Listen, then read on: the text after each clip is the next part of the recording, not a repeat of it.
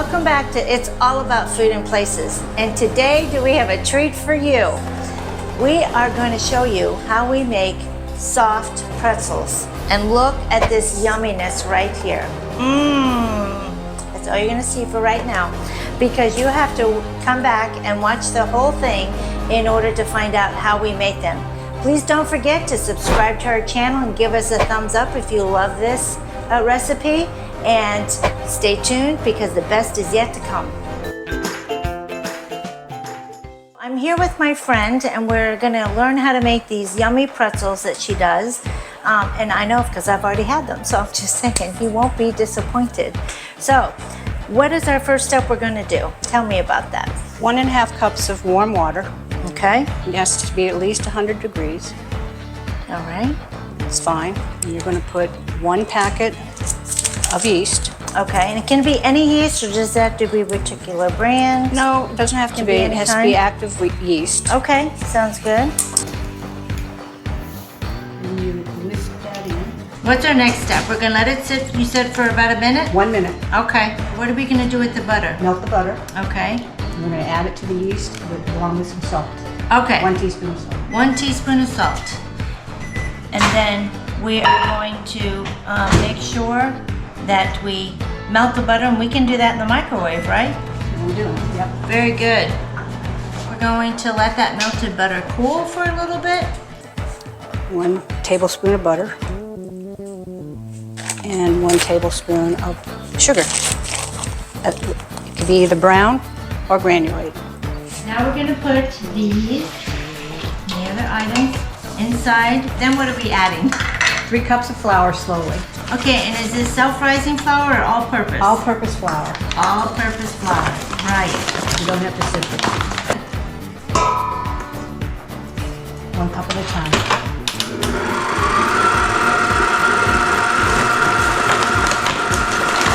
All right, so we're letting that mix up good, 1 cup at a time.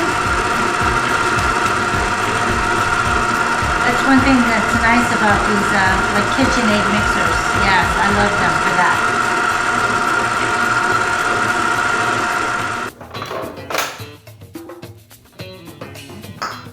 So there's our 3rd cup.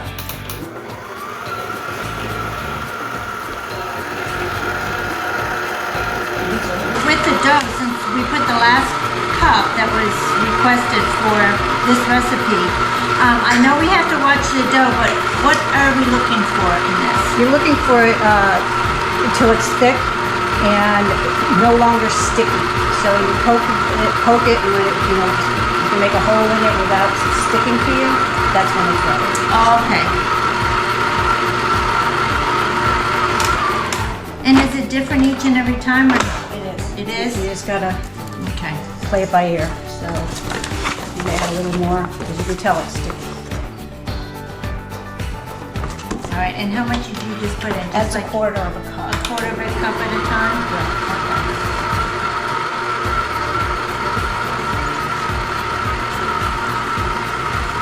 If the dough bounces, as you poke it and it bounces back, then it's ready. It's ready.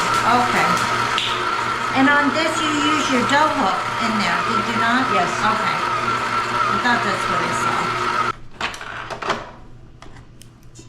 A little more. Okay. About, I don't know, a little less than a quarter of a cup. Okay. I think that'll be it. How does that feel? Is that good? Okay. Now, what you do, you let it knead for 5 minutes in here. So what it means to knead is that you would just let it work through the dough at a slow rate in order to just mix your ingredients and put some air into it. But because she has the mixer that she doesn't have to do it with her hands, which a lot of times when you have to knead something, that's what you do. But with the dough hook, it does it for you at a lower speed. So we need to wait for the 5 minutes in order to go to the next step, so stay tuned. Can I do that? Okay, so now while we're waiting for the kneading of the bread to be done, she is going to get the pot of water going. So exactly what is the amount of water we use and what's that process? 9 cups of water to a half cup of baking soda. Okay, so just a couple of things while we're waiting for everything to get ready for our next step. Just wanted to mention to you, when you pour your 9 cups of water and your baking soda into the pot to start to boil, make sure that you put your water in and then add your baking soda before it gets hot and starts to boil, because otherwise it will kind of explode out of your pan, and you don't want that because you add it later. Second thing we wanted to mention is that you have to take the dough out, form a ball, and dust your hands with flour and dust the ball a little bit so it's not sticky. Put it in the bowl and then cover it with a towel, which we've done here. And this process, we have to wait 10 minutes for it in order to move on to the next step. So we'll be right back.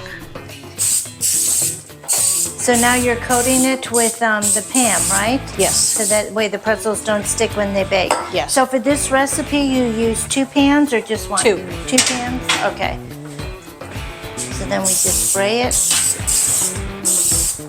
generously on both pans. Oh, that's Okay. That's perfect. So now this is the ball that has rested. So now we're going to take it and put it on a flour surface. And then what are you going to do? We're going to cut it into about half cup portions, Okay. and we're going to roll it out.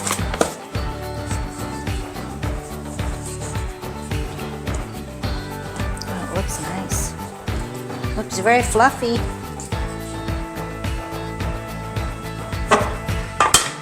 And I don't like too much flour when I roll it. Okay. It And just why is that? It makes it a little easier instead of slipping around. Okay. So So it's just a light coating of the flour. yes, Okay, I see it. That's a little too much. But And you're rolling it from the middle. yeah, you want to roll it Okay. out, Oh, okay. and you get it to about maybe 13 to 16 inches. Okay. You don't have to be precise. And you just bring it, cross it, and then bring it down. Oh, What I do is I make several of these and put them to the side. okay. Now let me ask you this. When sometimes I've seen them too where they put like, where they make them like the cinnamon and sugar. So, and if you did that, would you just like do a cinnamon and sugar glaze and like just brush that on the top? I would sprinkle it. Oh, sprinkle it after on. it comes out of the baking soda wash, Okay. put it on the pan and then do sprinkle it. And then bake it. Exactly. Gotcha. Okay. So you could do that like with any flavors. It could be garlic or onion powder. Yeah. Okay, so that's good to know. You know, if something happens, you want a little variety, you can do it that way. I like that idea. You can tell you've done this a few times because look at, they're not unraveling, they're just coming out so cute and perfect. So on an average, how many pretzels do you think you'd get out of one batch? I think you get at least 16 to 18, I think. Oh wow, so the yield is quite good. Yeah. And you can freeze them too. You freeze them what, after you bake them? Yes. Yeah? Then will you just like heat them up maybe for a minute? Yeah, they say put it in the toaster oven. Okay. What happens if you put the pretzel in this baking soda wash and it stays in there too long? It starts to taste like baking soda. Oh, I got you. Make sure you time it. 25 seconds. And I like to do one at a time because you get too flustered when you're trying to get them all out at the same time. So Okay. that's the reason. All right, so I have another question. Yep. So I noticed that you're using this mat to roll it out on. Is that better than just using your countertop? Is there an advantage to it? No, there's none. It's just it makes less of a mess. Okay. So what she's done is rolled out 6 pretzels out of that ball. And she is going to cook those first to get them ready to go in the oven before she rolls the rest of the pretzels out. Okay, so that was 25 seconds. And then it goes right on the cookie sheet where she sprayed it and greased it, and it will sit there for a few minutes. You may wonder why the pretzels are boiled in this baking soda bath, and here's the reason. This bath essentially gelatinizes the outside of the pretzel, preventing it from fully springing during baking, just like bread does. and then giving the pretzels their signature chewy crust. It also gives them their unique, wonderful pretzel flavor.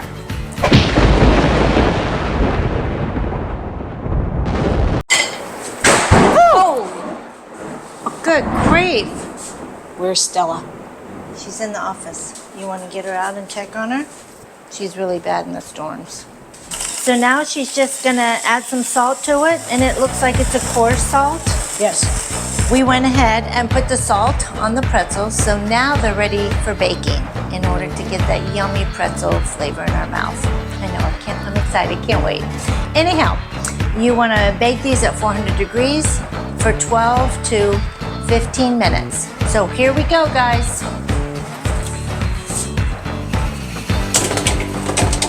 This one goes right next to it, like that.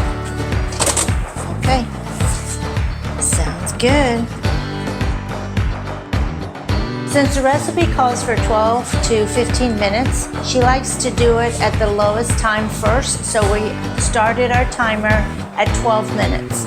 So we'll see you soon.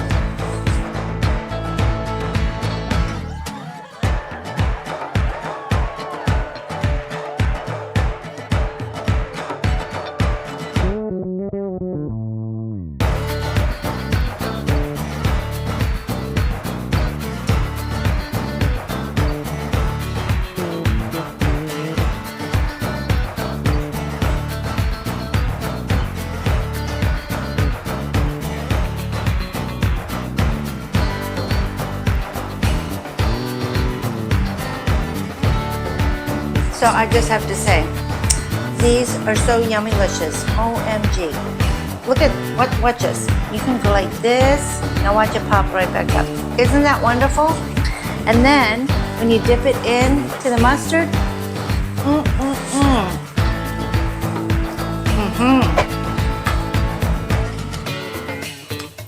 It's a 20 out of a 10. It's really good. You gotta make these in order to enjoy them yourself.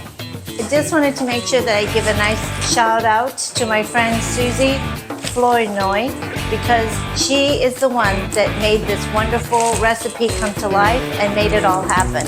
So thank you so much. It was wonderful. And I'm not sure if I'll go and cook them, but I know I can come get them when you do. See you later. So guys, don't forget, if you like this video, please make sure you give us a thumbs up and subscribe to our channel. And don't forget, leave us some comments. You know we love your comments. And let us know, did you make these? Did you add any extra spices on the top before you bake them? Like say sugar and cinnamon and then bake them? Whatever you did, let us know in the comments below. And also, we're gonna put the recipe in the description below. So we hope you like it, and we'll see you next time. Take a minute, make sure that I give a nice shout out. Scratch out, and we were going to say it again. Let's say it again. Let's say it again. So, welcome back to Food and today do we have a treat for you? Flournoy, right? Actually, it was pretty as Williams. Yeah, really.